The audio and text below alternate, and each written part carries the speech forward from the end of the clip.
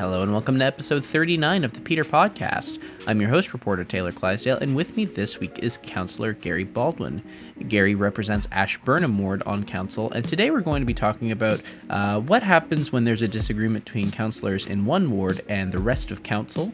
Because the other councillors, they have not been into those streets talking to the residents, to my knowledge. And I don't know any other, over my 4 years of council so far, Taylor, I don't know. Most times councillors will support, they will listen to their ward councillors because those people know their public better than we would. And we're also going to be talking about the subdivision being developed near the lift locks, as well as whether or not Peterborough has a transportation problem. So, hope you enjoy the show. All right, well, Taylor, I'm Gary Baldwin. I'm one of the two incumbent councillors for Ashburnham Ward. And I'm seeking re-election on October the 22nd, and lifelong resident of Peterborough, former principal and teacher, and very much looking forward to discussing issues with the people as they go door to door. Okay. Now we just had to re-record a little bit because we lost a bit of footage. So we talked a bit about the Ashburnham Village development. So we're going to talk about that, but I forgot to ask you why you're running the first time around. So now that we've lost our footage, this is a good opportunity to... Yeah, absolutely. Well, in 2010, I ran for election in Autonomy Ward. I was just about ready to retire, and my degree is from Trent University in Economics and Political Studies, so I've worked on a few campaigns for friends of mine, and I thought it would be a good opportunity to offer my services to the city of Peterborough. I ran third in Autonomy Drive, in Autonomy Ward, and it was a really, really good experience. I didn't know much about campaigning myself. It was two or three of my friends, and away we went. Came third to Councillor Parnell and Councillor McWilliams. And then right after that election, most of my neighbours had said, Gary, why don't you run where you live? We would have supported you. And so I ran in 2014 and was successful in terms of getting elected. And the reason I'm running in 2018 is I think I've done a really good job for the citizens that I represent. I've enjoyed it. I've learned a lot. And I've really enjoyed the constituency work.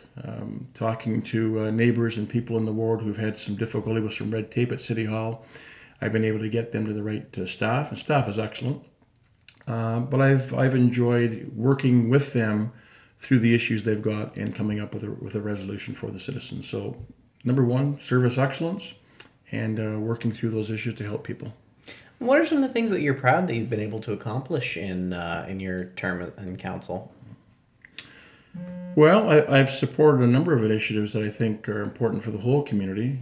Investments in the Peterborough Regional Airport, Clean Tech Commons at Trent University, I think have been very important. I've supported the relocation and the expansion of the Public Works Yard. I'm very pleased with the result of the Peterborough Public Library, and some smaller things like washrooms at Nichols Oval, the modernization of Ashburnham Drive, improved campgrounds at Beavermead. But again, most importantly, I've been very pleased with working for the people who are my boss, the citizens, and helping them through the issues that they've got on a day-to-day basis. So why don't you describe some of the things happening in Ashburnham Ward and some of the issues that, if you were elected to another term, that you would be dealing with? Well, the biggest issue right now, Taylor, is the proposed new subdivision just east of the Peterborough lift lock. That has taken up probably the last 3 or 4 weeks. It's been paramount. It's one that's coming back to council. By the time this show airs, we'll have made a decision. 2 weeks ago at council, I brought an amendment to it that was going to ask for a deferral on the Ashborough subdivision, just because in speaking with the residents door to door, they are very upset with not only the size of the development, but the fact that they're going to put 710 homes in there without the infrastructure to support it. They're concerned about water, flooding, and the lack of transportation. So how much does the opinions of the people who live in that area weigh on you in comparison to not just the proposal itself for the subdivision, but the recommendations of staff as well? Well, I'm elected by the people and I represent the people. And a number of the people with whom I've spoken to, I went door to door. It was the first area when I launched my campaign. It was a hot button issue, and I wanted to get in there and speak with the people on McFarland Street, Ashburnham Drive, Manice, Television Road, and Old Norwood Road. It was the first place I went because I wanted to get their opinions. I spent 4 hours on Manice Avenue one afternoon, and I was there about 4 hours, and I only spoke with about 20 residents. They had my ear, and they are not happy with this subdivision. The way it's come up all of a sudden, the fact that they have no services there, they have well and septic, and a new subdivision coming in, all of a sudden is going to get the services that they've been deprived of and paying city taxes on for the last 10 to 15 years. So they are concerned. They're not all against development. It's got to be the right development. And their real concern is that there is no transportation network in place prior to the subdivision.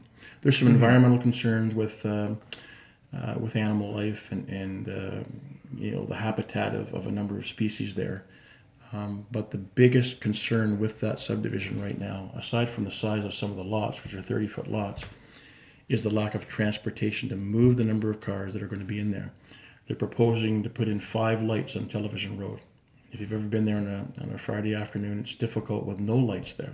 They're going to put one on Park Hill Road, one back at Lansdowne Street, one at Paul Rex Way, one at Manice, and then one at Old Norwood Road. I can't imagine what that's going to look like on a Friday afternoon and a Sunday afternoon. Now, a number of conditions, when this was approved previously at General Committee, a number of conditions were put on the approval of this subdivision. And I would expect that those conditions probably wouldn't change much if it gets approved tonight, but that'll have been a few weeks ago by the time this episode airs. So should there not be faith put in the process that transportation is one of those issues that's going to get sorted out as this subdivision develops over time? I guess develop over time, but how long is it going to take to, number one, we voted to, I didn't support it, but there was a recommendation to include $250,000 for a transportation study, which is needed. But the residents that live there say, shouldn't the transportation study and the recommendations come forward before you put shovels in the ground? Their concern is they were going to plop 710 homes on that plot of land and then work out where the roads go. And by doing so, we've pre-committed money for the 2019 budget. I can only imagine. I'm not a transportation engineer, Taylor, but we're worrying about money spent on the Parkway. And now if we're going to commit money to Ashborough, how many millions of dollars is that going to be, and what's the ability to pay? So I would much prefer, as would the residents, that the transportation study be done first. Do we see what we're going to be looking at in terms of how it's going to be configured and what are the financial costs for doing so prior to them going ahead and approving the subdivision? So when would the shovels be in the ground, so to speak, and construction actually begin if the draft plan of subdivision is approved tonight at council? My understanding is from the builder at the Living Hope Church, which is a neighborhood meeting, it was well attended by about 125 people. They're hoping to get started late 2019 or the building season for 2020. Okay. Again, no bus service in there. Transportation nightmares. They're going to put those lights in temporarily while the subdivision is being built. And they're going to try and push people out to Television Road. But the people who live there, they don't go east, they go west. They're going to come out on Ashburnham Drive. Traffic is horrendous in Old Norwood Road and Manice Avenue now. And people want to go through the lift locks to East City and downtown, across the Swing Bridge in Mariah, or up to McFarland Street. They don't want to go down to Television Road, then go south to Lansdowne Street and back up. So yeah, and that's the questions that we had, when we first read about the subdivision were, how do you get people across the river? Because right now you have on Hunter Street, you have that 1-lane tunnel through lift locks. You have the 1-lane bridge on Manice, I believe it is. Be Mariah Street. Mariah Street, and then the swing bridge is on Manice. Well, the swing bridge is on Mariah, and the single lane bridge is on McFarland Street. Okay, evidently you have a much better layout of the streets there than I do. Well, but I've lived here for a number of years. Yeah, But that I think that illustrates the difficulty that you've got. And I was talking to a neighbor 2 days ago who said the swing bridge was up. People going north and south on Ashburnham Drive were stopped because of the bridge. We had people that were going to come across the Mariah Street Bridge from East City, going east. And then we had an ambulance coming out of the depot there on Armour Road. And the ambulance was having a very, very difficult time navigating just to get out of there because cars were backed up in all directions. You add another 1,500 cars potentially. And then some neighbors have concern about paramedics, ambulance, and fire with the number of cars going there with no infrastructure built prior to the subdivision beginning. That's a real concern for everybody. So then what's the solutions then for dealing with transportation in that area? Because, I mean, the subdivision did receive draft approval. Again, this episode will have gone up a few weeks after its potential approval, but I would be surprised if it didn't get approved tonight. Well, it was an 8-3 vote. I'm sure other councillors have received as many emails and telephone calls as I have, or I'd be surprised if they haven't. But I think that transportation illustrates why this particular subdivision is premature. No one is saying to me, Gary, we don't think there'll be development occurring, but they'd like to see the stormwater management dealt with and have the people who've lived there have their services like everybody else that's going to get it. They haven't given us a cost. It's been estimated, the number I'd heard was somewhere between $70,000 and $75,000 to hook up. And they'd like to see the access road or the new realignment of where Ashburn Drive is going to go through that subdivision to see if we can't figure out if we're going to go into TV Road, or we're going to go up to McFarland Street, or we're going to take it further north up to Park Hill Road. If that infrastructure was designed and at least designed, people would have a much better comfort level, I think, with respect to the potential for that. But right now, it's just a crapshoot. They don't know how it's going to be configured and when it's going to get built. And their concern is if we put 700 homes in there without that infrastructure, it's going to be a nightmare. I'd also say that what it does too is when you have the significant public opposition to a new subdivision development, is that when subdivisions get proposed to the city at later dates too, it doesn't put a lot of faith in the system in City Hall and in City Council that they're going to be making the right choices if you have a whole bunch of people saying, no, we don't want this thing built for these reasons, and they don't think those reasons have been dealt with, and then the subdivision goes in anyway. So it's an issue of public faith too, I would imagine. Well, I think it is, and I think what's disappointing to me is that the two ward councillors, Councillor Riel and I, have been in there speaking with people for quite some time. We've brought their concerns to council. I think we both articulated very well the difficulties that they're having, and we got no support from anybody else. I've even had someone email me recently and say, you know what, maybe the two ward councillors should have veto power over anything over there, because the other councillors, they have not been into those streets talking to the residents, to my knowledge. And I don't know any other, over my 4 years of council so far, Taylor, I don't know, most times councillors will support, they will listen to their ward councillors, because those people know their public better than we would.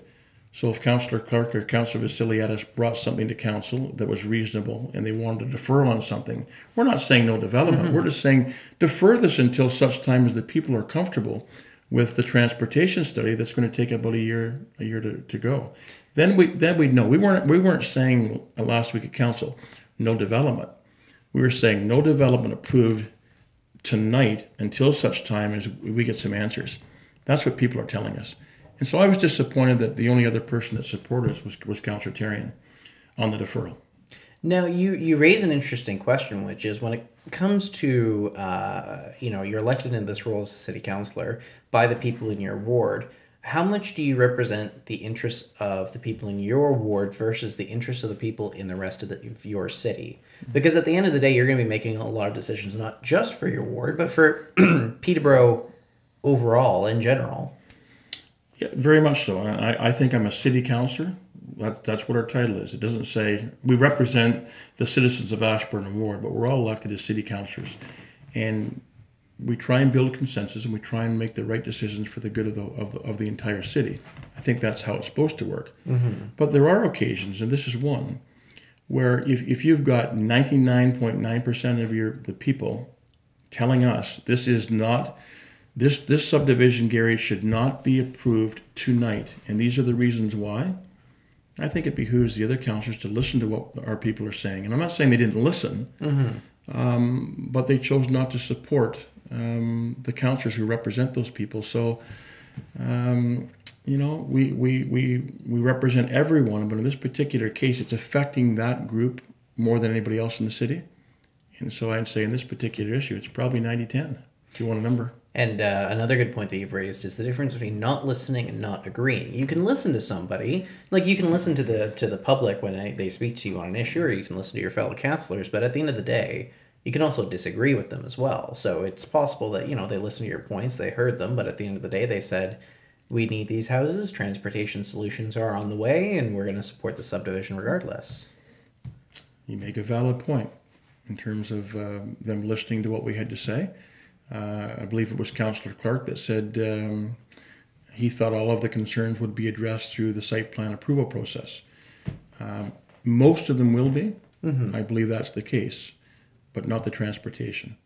That infrastructure needs to be clearly planned and costed before the subdivision happens. And that's not being proposed. And how many, I don't know if you know the number off the top of your head, but how many subdivision plans over your time in council have you been responsible for making decisions on? It's a good question, too. I don't know if it's a small number or a large number, but... Well, the one that we did approve was the Lily Lake subdivision. And again, a number of people had concerns about the amount of traffic, the traffic going there. But council, in its wisdom, decided to approve that. I think that was 1,400 homes or so. Maybe more than that, 2,000. That's tied to that transportation parkway network and things like that. This one across the river is very unique, though, because of what I've already discussed. Five traffic lights on about a 2-mile stretch. Single lane bridge on McFarland Street. Tunnel under the lift lock. And a swing bridge in Mariah. This is a very unique building site. Again, right across from the historic lift lock, and a $65 million investment in the Canadian Canoe Museum. So people have said, Gary, just think of this. People from across the world are going to go on top of the lift lock as the hydraulic goes from one to the other, and they're going to look to the east, and they're going to see 700 rooftops. Right now, they see a beautiful golf course, green space, open space. That's all going to change. And once that's built, it's changed forever. So they have some concerns about that for the whole tourist industry for the city. And again, they have a bias here. I mean, they've lived there. They have big lots. But again, the pre-existing conditions, stormwater management concerns, flooding, lack of transportation, and change in habitat for a number of species, they don't believe that they've been addressed adequately. Okay. And I know, just to cap it off before we take our break, I mean, there's a lot of stuff going on in that ward right now, between the Clean Tech Commons, between, this potential housing development and... Twin Pad Arena, Trent. Canadian Canoe Museum. So growth and development, it's on the way in the ward, whether or not people like it. But it's just a question of how it's going to happen and when.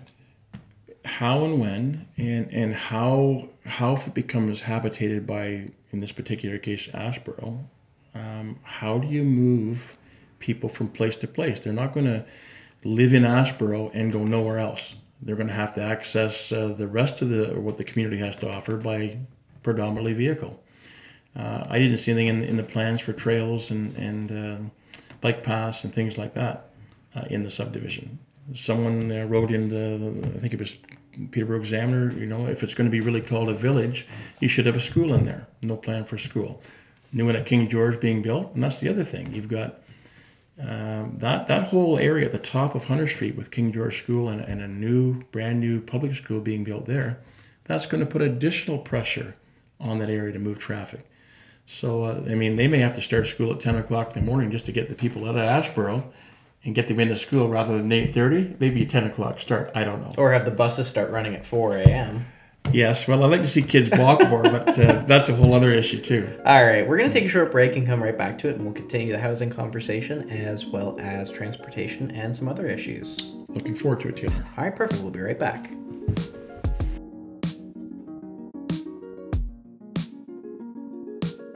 So we're back on the Peter podcast, and Gary, we're going to be talking about a couple of issues that people care about, or I think people care about them. Okay.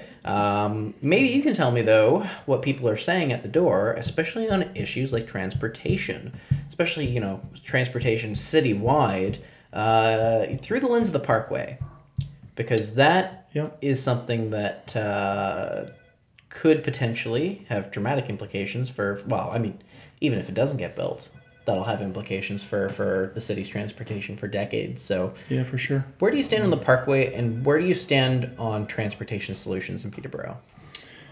Well, council, in its wisdom, they approved a $3.5 million investment in having a look at smart light technology, perhaps roundabouts, bus routes, having another way to move traffic.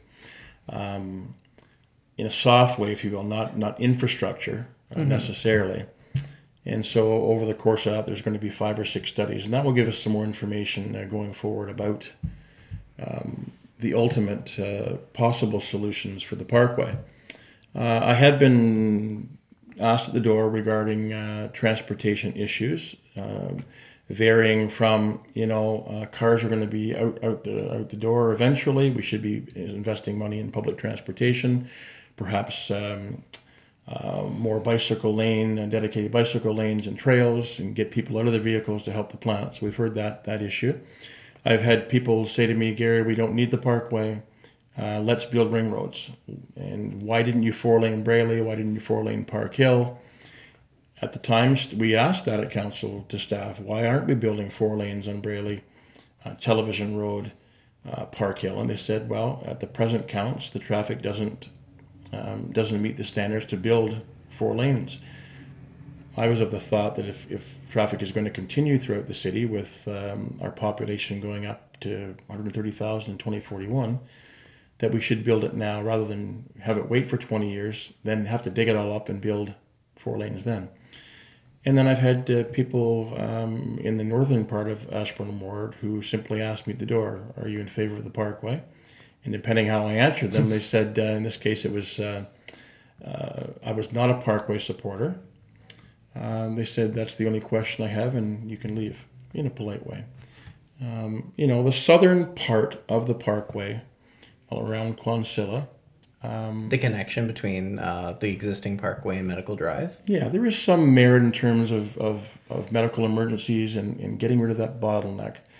But with the 88 letters to the minister in terms of needing a full environmental assessment, they were not able to build the entire Parkway. So I think if you really look at it from that part of it, there may be some merit in doing the southern part to assist in that. My big concern with the Parkway is, number one, is the cost. How are we going to do it? Who's going to pay for it? What's the ability of the taxpayer to pay? And I'm totally against the bridge. I think that's our version of Stanley Park. And we're not building any more parks. And I've heard people say, well, you know what? We already have one bridge over on Park Hill Road over Jackson Park. Build another one.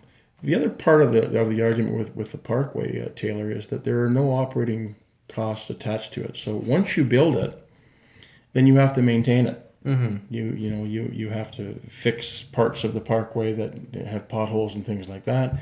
You need to sweep it. You need to put big machines to clear it. It could potentially be very expensive for something that's going to cost more than $100 million in the first place. Yeah, my big concern is no bridge in the cost. And we could have had a ring road around the city many, many years ago. In addition to that, I'm not a person that will stay in a lineup to go down a single road. So in 1946, when this plan was first thought of, had the founding fathers of Peterborough, the council, had they built the Parkway, then that might have made some sense. It would have been a throughway to go through the city and go north, get up to cottage country. But since that time, there's been so much development north and west that there weren't homes back in 1946 there, but there are now. So other than that little piece from Medical Drive to Park Hill, I mean, there's only one light there. But as you go further north, there are going to be several lights. And so you go a couple of blocks and go to a stoplight, like around the hospital. Mm-hmm. You're not moving traffic in a very, very efficient way there. You're stop and go, stop and go, stop and go. It'll take some pressure off the side streets. But my argument for that is, if I'm going to go from north to south, and it's still going to take me 15 minutes, let's say, I don't want to stop 15 or 20 times. Because I'm from Peterborough, I know how to get around. I'm going to get off that bottleneck of traffic, and I'm going to go a different way. A practical solution that I've had, Taylor, that I think you could really move traffic north and south with very little cost. And that is, we have 6 lanes going north and south if you look at Rubich Street going north and Park Street going south. Okay. And if they just took out the parking signs, no parking, period, you'd have 3 lanes going north till you get to Brookdale Plaza, and you have 3 lanes going south. That would move a significant amount of traffic at very little cost. I'd like to see that as a pilot project and tried for a month or so and see if that makes a difference before we go about spending $100 to $200 million. Okay. Now, there are very few communities that I've seen where the construction of a single road is such a controversial issue. It's a very Peterborough thing that we've been dealing with for 70 years now, I believe. Since 1946. Yeah. It's such an interesting debate because it is really a question of how are we going to move people around in Peterborough in the future. And the future is coming fast because we have the 407 extension that's coming. Yep. And from everyone that I've talked to, from city planners to city councillors to people who look at economics and housing, everyone's saying the same thing. Once that 407 extension hits, we should be expecting a wave of growth. People that want to come into the region, buy houses, have jobs. Mm-hmm. And those are all people that we're going to have to be transporting to and from in the city. Mm-hmm. It begs a series of interesting questions about how we want people to move around in the city over the next few decades. Yeah, I think it depends where you live. In Ashburnham, where I live, off of River Road South, I go Lansdowne Street East. I go to Television Road, but if you put the Ashborough subdivision in and 5 stoplights, I'm not going to go Television Road through Donwood and into Trent University. I'm probably going to go straight east and through Durrow if I have to go north that way. Yeah, honestly. I've just addressed something that may help the downtown in terms of 3 lanes going up Rubich and 3 lanes coming back in the Southern and Park Street. The north end, I would go out Lily Lake Road and I would go that way. I don't need to go downtown that particular way. If I'm going south from where I live, I'm going out to the highway and I'm going west that way and then into what is now the existing park where the new casino is going to be. And Monaghan Ward, again, if they're going to go, they could use Park Hill or Brayley. And I really believe we should have 4-laned them at the time. We didn't do that. So, it's a debate that's been going on for 1946. There is no easy solution to it. Every council except the one previous to the one I'm on turned down the Parkway. My understanding is that when the Parkway came up on the referendum, every single ward turned it down. I believe Sylvia Sutherland was the mayor at the time. No ward approved it. And there are no operating costs in the budget, if it is built, to maintain it. That's a concern, the ability to pay. Mm-hmm. So me, where I live, and people in Ashburnham, they're not driving west to go north. It doesn't make any sense. Yeah, because... Another thing, Taylor, while I've got you here, is I think the city made a huge error in terms of moving traffic east and west on Lansdowne Street. Mm-hmm. I know it was jobs, but they closed Erskine Avenue. There is no place to go south off of Lansdowne Street unless you come down to Borden by Lansdowne Place. You turn the corner, you're into another light. Up a little bit further than that, where they're proposing to put some more building right where Red Lobster is there. No place, they could have put a road to go right through there going south again. They've decided to build things in there. So I know it was jobs at the time, and we're going to get an expansion here with Minute Maid in 2020. I think that's probably what the previous councils thought of when they closed that.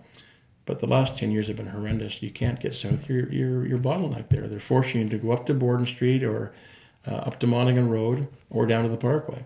So you're really limited there. And if the lights aren't synced, I avoid Lansdowne Street like the plague. I'm very, very seldom on it. Does Peterborough have a transportation problem? Yes. How bad is it? Well, for me, I mean, realistically, I'm not in a hurry. I'm retired. And we have either the first or the second largest senior population in Canada. How fast do you need to go?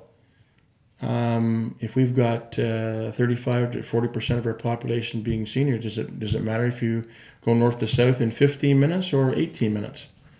I went to a hockey game last year in Ottawa with my son. It took us 45 minutes to get out of the parking lot after the hockey game. That's a traffic problem.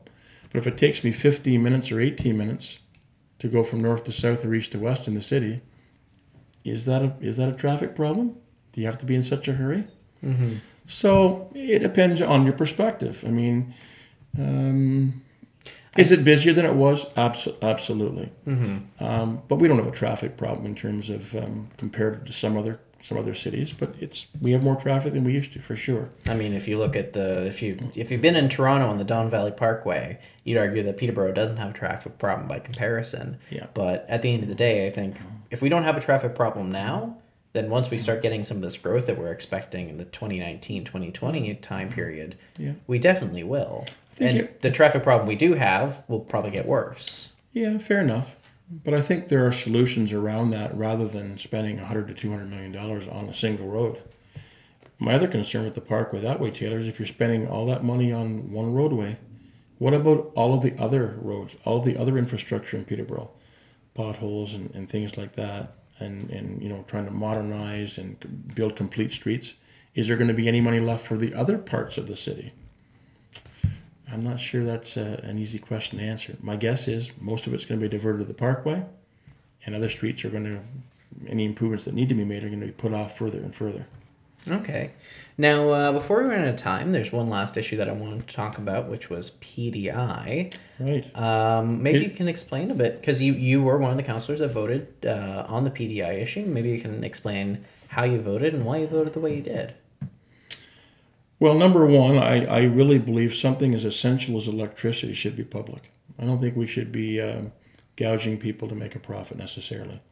When Navigant did the study, the consultant that we hired, they said that we're now making $1.2 million on the distribution end of it, the wires and the poles and the equipment, and that dividend would go down to $700,000 in the foreseeable future, but then it would rebound. It would probably go back up to the 1.2 or 1.3. So we have an asset there that's making us money. It's employing people.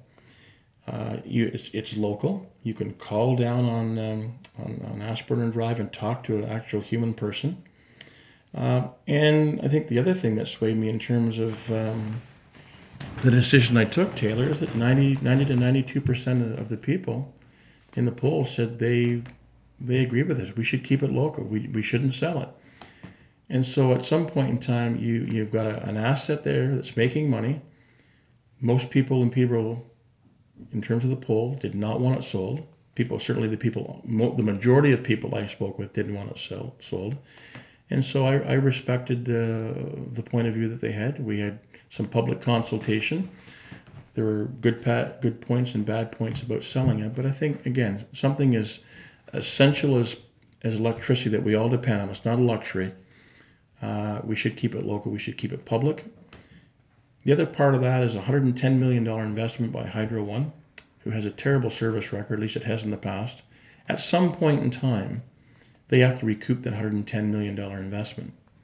And so they can say they're going to keep distribution rates low for 5 years. 1% on my bill was about 38 cents a month. So $4 a year for 5 years, that's $20. For my money, I'd keep it public for $20. That's not a huge saving. The other thing they had said with that deal is one year guarantee on jobs locally. So if all of a sudden they decide not to do the billing out of Peterborough, what happens to those employed in the billing department? Let's say it goes to Toronto. They have a job for 1 year, but it may not be in Peterborough. So I was concerned about that. Now, there was promised in the contract that there would be a new regional operations center being here in Peterborough as well, which is promised to bring jobs too. Right. Yeah. So I haven't seen it built yet. Okay. Well, to be fair, the sale also hasn't been approved by the Ontario Energy Board. Fair enough. Yeah, it's at the OIB for sure. So, but primarily, I was listening to the people that I represent, and the most of the people with whom I've spoken to, I did not want it sold, and I respect the taxpayer and the people whom I represent. Mm-hmm. Now, the argument that I've heard from a couple of councillors who voted in favor of selling it was, the province was giving direction that utilities were going to be consolidated, and these smaller hydro companies were going to have to deal with that. Now, the city did send off a letter back when Hydro One was originally going private to say that they weren't a fan of it, but the gist of it is that while the consolidation of hydro under these private entities isn't ideal, it was also a deal that was too good to pass up and would have added more value than the city was going to get out of PDI keeping it the way it is. Do you see it from that perspective, or do you disagree with that? No, because I think if we really wanted to sell it, then we should have opened ourselves up to other entities, not just Hydro One. Council decided to deal exclusively with them, and I know there's some other companies out there that have a little different structure. So, I mean, I think it would have behooved us, in retrospect, to have a look at what other offers might have been out there. But fundamentally, I think because it's a public utility, we should have maintained ownership of it. It was a company that was still showing a profit, and eventually, I believe our rates have to go up. If you talk to John Stevenson, I mean, they've maintained a pretty good system out there. I mean, our equipment wasn't falling apart. I haven't had a blackout or any interruption of power for any sustainable time. I can't remember when. And it's unless there's a thunderstorm that knocks it out. Well, yeah, and then it's restored, pretty well. So I think they invest money along the way, and it was even by doing so, they were continuing to make a modest profit of $1.2 million. I can see if it's losing $3 or $4 million a year, and that's something different. And I know the argument was about consolidation. But again, when you get too much consolidation, it becomes more of a monopoly, and then we are at the whim of a bigger company that they dictate to us, as opposed to us having some local control. Bottom line for me, the people with whom I spoke predominantly did not want it sold, and I respect the taxpayer. All right. Gary, we're just about to sign off for the day, so is there anything else that you would like to add before we wrap up? I guess the only thing I'd like to add, Taylor, is I really appreciate the opportunity to come and speak with you today. No, not a problem. And I'm hoping that the residents of Ashburnham Ward will return me to City Council. I pride myself on doing the best job I possibly can, and I'm looking forward to having a good conversation along the way. All right, Gary, thank you so much for being on the show today. Thank you, Taylor. And for everybody else, we will continue to have these conversations, and we will see you again soon. Thank you.